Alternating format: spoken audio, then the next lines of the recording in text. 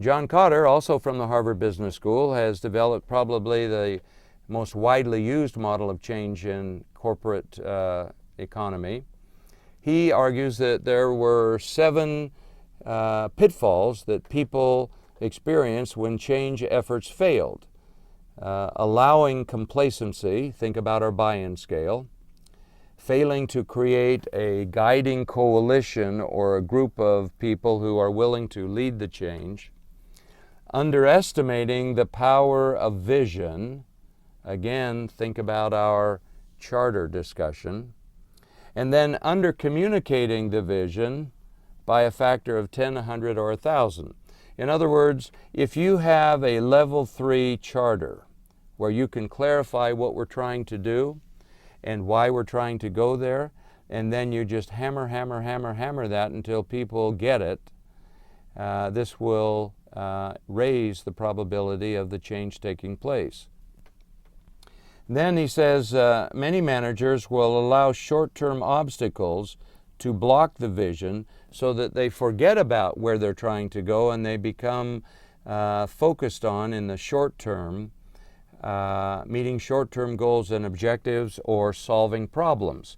So we can go back to the earlier segment on that issue about the problems with problems, and how if you focus on a problem-oriented management style, you can lose sight of your vision and therefore become, I would say, mercenary in nature and less likely to accomplish your goal.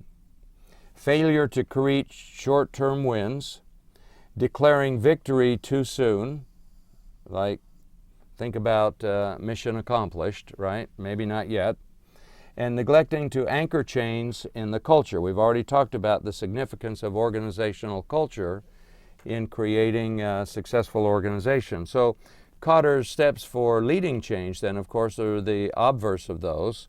You need to establish a sense of urgency to get out of complacency, create a guiding coalition, develop a strong, shall we say, charter that includes purpose, vision, values, strategy, and short-term operating goals.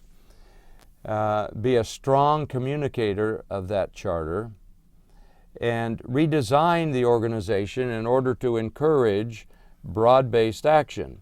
So I hope you can see now how each of our segments are building on each other, and there's a cumulative effect that feeds into an understanding and an ability to engage the processes we're talking about now.